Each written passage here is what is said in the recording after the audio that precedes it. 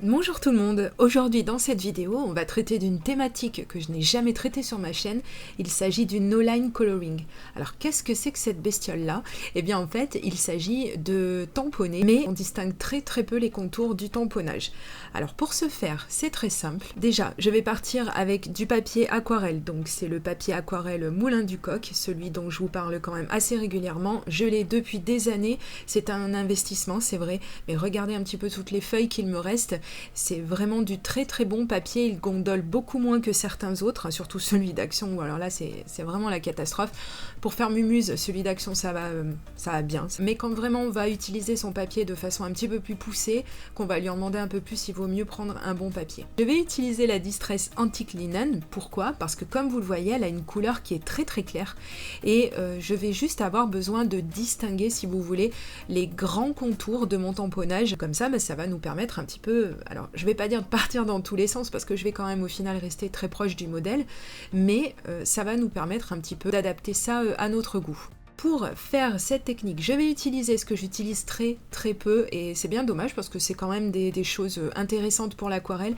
Je suis par contre pas toujours très à l'aise avec les feutres, hein, puisque ça ce sont des feutres aquarelles. Je suis un petit peu mitigée, alors ceux-ci viennent de chez Lidl, vous en trouvez aussi chez Action de temps en temps. Je n'ai pas de feutre aquarelle de grande marque, hein, tout comme mes pinceaux. Ils ne sont certainement pas des pinceaux dédiés forcément à l'aquarelle, mais bon, pour l'instant ça fait la blague, encore une fois je ne suis pas une professionnelle, et pour l'utilisation que j'en ai, quand on n'utilise pas quelque chose tous les 4 matins, je pense qu'il n'est pas spécialement obligatoire d'investir. Maintenant c'est vrai que je pourrais avoir certainement d'autres rendus si effectivement par exemple j'avais les bons pinceaux pour la bonne technique, ça on est bien d'accord.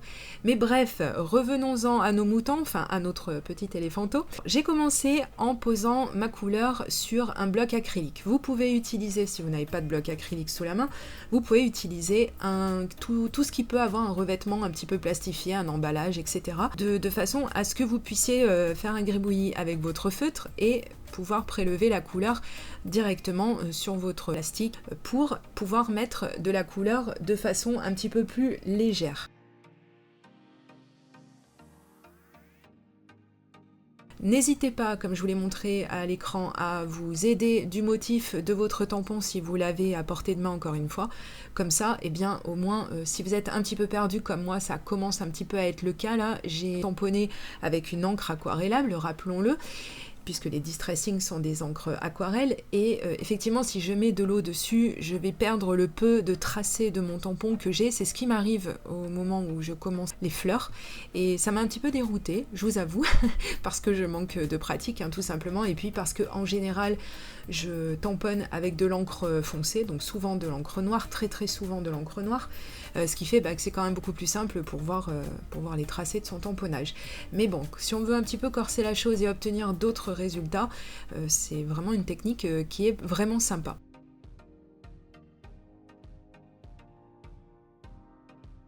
Alors en effet, pour avoir un rendu vraiment doux, vaporeux, et qu'on va vraiment pouvoir travailler, surtout si vous débutez l'aquarelle ou que comme moi vous n'avez pas spécialement énormément de pratique, enfin je la pratique depuis plusieurs années, mais c'est pas vraiment de la vraie aquarelle. Pour moi, quand je vois des aquarellistes, je me dis que je peux retourner me cacher dans mon panier, j'ai envie de dire. Mais bon, on pratique quand même comme on peut, et moi je prends quand même beaucoup de plaisir à utiliser cette technique. Donc si vous voulez un résultat qui soit vraiment doux et soft, je vous conseille de ne pas prélever le pigment directement sur votre feutre, déjà parce que à force, ça va risquer un petit peu de l'abîmer, et puis surtout, vous ne contrôlez pas exactement la quantité de couleur. Donc c'est un petit peu plus risqué. Si vous avez un peu plus l'habitude d'utiliser cette technique, et bien ma foi, si ça vous convient, ça va très bien. Moi je sais que je préfère mettre de l'aquarelle sur un tampon acrylique et puis venir prélever ce dont j'ai besoin, tout en venant moduler tout ça en ajoutant plus ou moins d'eau, comme vous me voyez le faire depuis déjà un petit moment. Je vais vous avouer aussi que, alors autant que j'aime bien les 3/4 des couleurs de ces feutres, hein, par contre les roses, alors je sais pas, je dois avoir pareil une malédiction de ce côté-là, mais que ce soit avec les feutres à alcool ou avec les encres aquarelles, je trouve que les roses, mais c'est pas fin quoi. Enfin, là ça se voit pas trop en fait en caméra parce que bah, la vidéo magnifie toujours tout, hein, de toute façon c'est bien connu. Mais vraiment, j'ai failli recommencer en fait, hein, pour vous dire la vérité. Une fois que j'ai terminé les premières fleurs, enfin les premiers passages sur les fleurs, je me suis dit je vais arrêter là parce que vraiment, mais c'est vilain comme tout, ça ne me plaît pas. Et je me suis dit, ce qu'il faut, c'est aller un petit peu plus loin dans le processus parce que vous allez voir que souvent on a de bonnes surprises. Je me tue à le dire aux personnes qui viennent me voir et qui me disent mais j'y arrive pas, ça donne jamais rien, ça finit à la poubelle, c'est dommage, c'est dommage. De temps en temps, essayez quand même d'aller jusqu'au bout et d'être un petit peu moins dur avec vous-même et avec vos rendus. Vous allez voir, au bout d'un moment, ça va venir s'efforcer. Mais là, c'est vrai que sur le coup, je me suis dit, ce rose, le deuxième rose que j'ai utilisé, autant le rose très clair, ça va, ça passe, hein, il est pâle et tout, donc ça me va. L'autre rose, qui je pensais tirer un petit peu plus sur le rouge, bah pas du tout. C'est vraiment un rose, ce que j'appelle le rose Barbie, quoi. Le rose pétard que j'aime pas du tout. Et là, je me suis dit, si c'est tout le temps comme ça va pas le faire. Donc, ce que j'ai décidé de faire, eh bien, j'ai dit, je vais laisser sécher tout ça et je vais passer à autre chose. Donc, dans ces cas-là, pour éviter que votre aquarelle ne bave, laissez la partie où vous venez de mettre de l'eau, comme là en l'occurrence les fleurs un petit peu en amont dans la vidéo, j'ai laissé cette partie sécher naturellement et je suis partie donc travailler une autre zone de mon tamponnage. Comme ça, je peux mettre de l'eau sur cette partie et pouvoir moduler effectivement la quantité de couleurs que je mets. Vous voyez, je pars d'un noir, alors on a très rarement de vrai noir en aquarelle, puisque bon, bah, c'est le principe qu'il le veut, on a toujours des couleurs qui sont adoucies, surtout au séchage, mais là c'est vrai que si vous le mettez directement sans eau, sans rien du tout, vous avez vraiment un rendu qui est très très présent. Et moi, c'est pas forcément ce que je voulais, hein. Quand on fait de l'aquarelle, on veut quelque chose de très soft. Donc j'ai toujours mis quand même pas mal d'eau avant de poser ma couleur, surtout la plus foncée. Et j'ai utilisé donc la technique du mouillé sur mouillé, je crois que ça s'appelle comme wet on wet, hein, quelque chose comme ça. C'est-à-dire que vous venez en amont mettre de l'eau sur le tamponnage, sur la zone que vous allez travailler, vous venez mettre votre aquarelle à cet endroit-là et vous allez voir, ça va se diffuser tout seul et c'est vraiment magique parce que ça ne déborde pas en fait. Ça va rester vraiment à l'endroit où vous avez mis de l'eau et bon, c'est un petit peu ardu comme technique à maîtriser et moi-même je ne maîtrise pas encore vraiment tout ça comme il faut, mais voilà, à force de pratique, ça commence à venir et c'est quelque chose que je vous encourage à tester parce que c'est vraiment super et d'ailleurs vous allez voir un petit peu plus loin qu'il y a des endroits où j'ai pas commencé par mouiller mon papier et que j'y suis allée seulement avec mon pinceau mouillé et donc mon aquarelle et là on voit que je galère nettement plus pour venir un petit peu modifier la quantité de couleurs que j'ai mise et c'est un petit peu plus compliqué à rattraper puisque le papier n'a pas été mouillé et du coup l'aquarelle va tout de suite s'imbiber dans le papier et on a plus de mal à la travailler. Alors on peut le faire, il faut revenir avec un petit peu d'eau dessus et voilà, venir travailler tout ça jusqu'à temps que le rendu nous soit plaisant. Mais je vous conseille, si vous voulez un petit peu plus de facilité et si vous débutez surtout, c'est de partir avec la technique de mettre de l'eau d'abord sur une zone et de mettre votre aquarelle par la suite. Vous allez voir, comme je vous dis, ça vraiment ça se diffuse tout seul. Et après vous attendez un petit moment ou vous utilisez un heat gun comme vous m'avez vu le faire dans la vidéo si vous êtes un petit peu pressé et si vous en avez un sous la main. Vous séchez un petit peu et puis après vous pouvez encore une fois venir rajouter de l'aquarelle si vraiment il y avait besoin.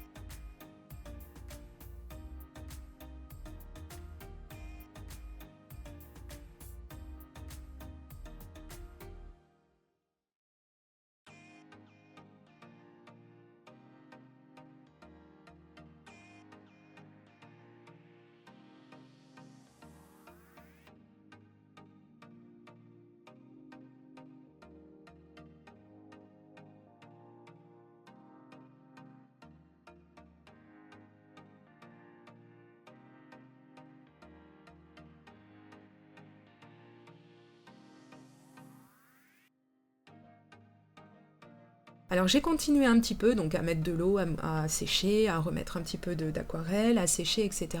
Et là, je vais travailler avec vraiment le bout de mon pinceau. Donc c'est pour ça que j'étais partie, j'avais vu qu'il y avait des petits détails sur ce tampon. Je suis partie donc avec un pinceau, un des plus fins que je possède. Alors j'en ai des plus fins, mais qui sont vraiment d'une qualité encore moins potable que celle du pinceau que j'utilise actuellement. Et ça, c'est embêtant. Voilà, autant on essaie toujours, moi la première, de partir sur l'économie. Il y a des moments où c'est vraiment quelque chose qui va un petit peu vous desservir, dans le sens où, par exemple, si vous prenez, comme j'en ai beaucoup d'ailleurs, et ceux-là maintenant je vais les garder uniquement pour poser de la colle, où vous avez, vous savez, vos premiers pinceaux, voilà, ceux avec lesquels vous avez commencé, qui n'étaient pas du tout de marque ou petite entrée de gamme, et du coup ils sont tout échevelés, quoi. C'est-à-dire que si vous avez besoin de faire, comme là j'ai fait pour les fleurs, où vous avez vraiment des petits détails à souligner, mais c'est même pas la peine, quoi. Vous allez vous arracher les cheveux, vous allez arracher les poils du pinceau, les 3 qui lui restent, quoi, vous voyez. Non, mais vous allez vraiment galérer, quoi. Donc autant il y a des choses pour lesquelles effectivement on peut viser à l'économie, parce que il le faut, hein, on peut pas, enfin, si vous avez les moyens, très bien, allez-y, faites-vous plaisir. Maintenant, personnellement, par exemple, je n'ai pas 15 € à mettre dans chaque pinceau, quoi, dans chaque technique, dans chaque... ça fait vite des budgets vraiment assez conséquents, et c'est bien dommage d'ailleurs. Donc on est un petit peu frustré. Mais justement, il faut pas, surtout si vous débutez, que vous n'avez encore pas trop l'habitude, il faut pas justement que ce soit un frein à vous dire mais j'y arrive pas, c'est pas fait pour moi, etc. Alors que ça vient seulement de votre matériel, quoi, qui tient pas la route et qui est peut-être pas forcément le bon. Donc s'il y a vraiment quelque chose qui vous attire, vous avez vraiment envie de faire, vraiment vous voulez y mettre tout votre cœur, essayez quand même de vous donner les meilleures chances pour ça. C'est un conseil que je vous donne, après ça vaut ce que ça vaut. Pendant que j'ai papoté, donc j'ai continué un petit peu, alors c'était peut-être pas forcément la peine que je vous décrive ce que je suis en train de faire. C'est du coloriage sans contour, on est bien d'accord, parce que c'est ça que ça veut dire, le no line coloring, voilà, merci.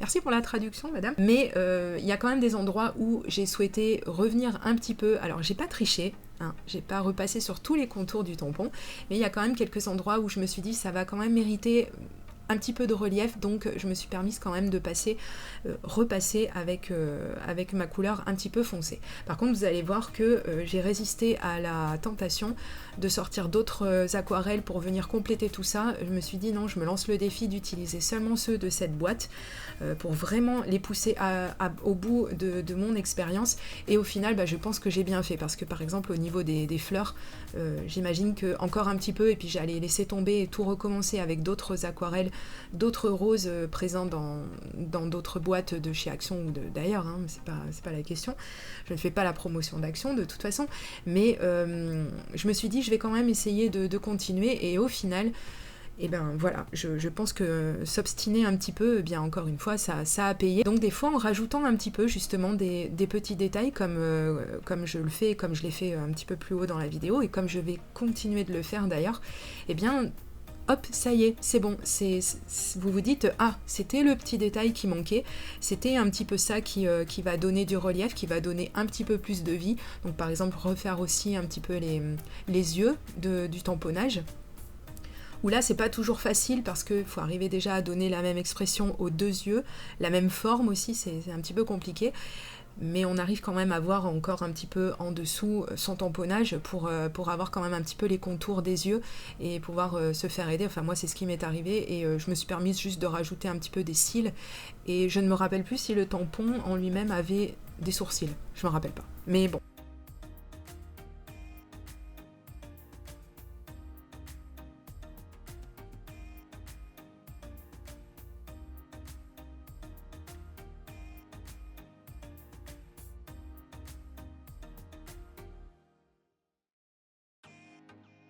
Je lui ai refait quelques taches aussi que j'ai trouvé jolies sur le tampon. Par contre, j'en ai pas mis au niveau des oreilles parce que j'ai pas trouvé ça hyper intéressant. J'ai bien laissé sécher tout ça. Et ensuite, je reviens avec un pinceau cette fois-ci plus large. Et je vais humidifier tout le contour du tamponnage.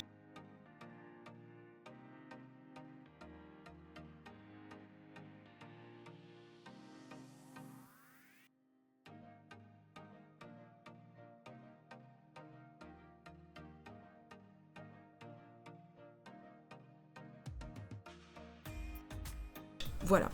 Donc, logiquement, si ce que je vous ai dit est vrai, et vous allez voir que je vous ai pas menti, hein, parce qu'en général, ce que je vous dis, c'est quand même un peu concret, un petit peu vrai, logiquement, la couleur que je vais venir mettre autour du tamponnage pour le mettre encore un peu plus en relief et lui donner encore plus de douceur, eh bien cette couleur, elle ne devrait pas venir contaminer les couleurs qui sont déjà mises. Et là, vous allez voir que effectivement, ça se concrétise. On rajoute un petit peu de couleur autour. Alors ça, c'était un petit peu facultatif, on n'est pas obligé de le faire.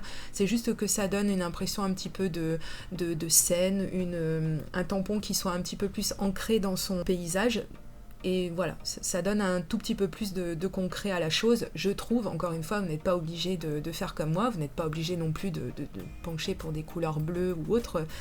Moi j'aime beaucoup quand même le fait d'avoir rajouté un petit peu de bleu, voilà, je trouve ça bien gai. Et n'hésitez pas à vraiment venir travailler votre couleur. Donc là déjà, le premier bleu que j'ai mis, il était très très absent, on le voyait pas beaucoup.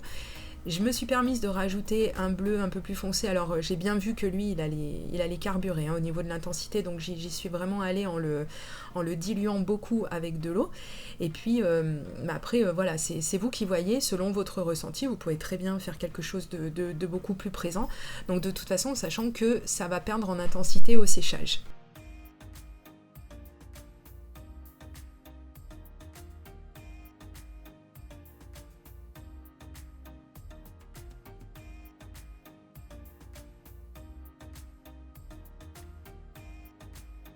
Et j'ai donc utilisé la couleur la plus foncée que j'ai bien diluée. Enfin bien, non, c'est pas vrai, menteuse. Que j'ai dilué un petit peu, puisque je voulais quand même avoir quelque chose de plus foncé que le gris que j'ai mis au-dessus sur le personnage. C'est un petit peu compliqué, hein, puisque là, il va falloir jouer avec les intensités, donc avec plus ou moins d'eau, avec plus ou moins d'aquarelle. Et du coup, je vais tellement venir jouer avec tout ça, c'est-à-dire rajouter de l'aquarelle, rajouter de l'eau, etc., que bien que mon papier soit de très bonne qualité, je vais finir par le faire pelucher. Voilà. Donc heureusement, parce que j'étais arrivée à l'endroit où je voulais, je me suis dit bon, je vais pouvoir m'en arrêter là, puisque c'était le résultat que j'avais en tête. J'ai bien séché tout ça, comme ça au moins il n'y a pas de risque d'accident, etc. Et là on peut dire que j'ai terminé ma mise en couleur. Alors, eh bien c'est très déroutant, franchement, pour quelqu'un comme moi qui tamponne avec des encres noires, qui a vraiment l'habitude d'utiliser ces encres pour ces tamponnages, eh bien c'est assez déroutant. Mais enfin c'était quand même vraiment sympa à faire, et le résultat, mais je le trouve encore plus doux que quand on utilise de l'encre noire quoi, et de l'aquarelle. Donc c'est vraiment super, je vous encourage à le faire. Je vous remercie pour le petit pouce en l'air si vous avez aimé cette vidéo, si ça vous a donné envie. Je vous remercie de la partager parce que je vous ai dit que c'était important pour moi. Et je vous dis à très très bientôt pour de prochaines vidéos création. Gros bisous, bye bye.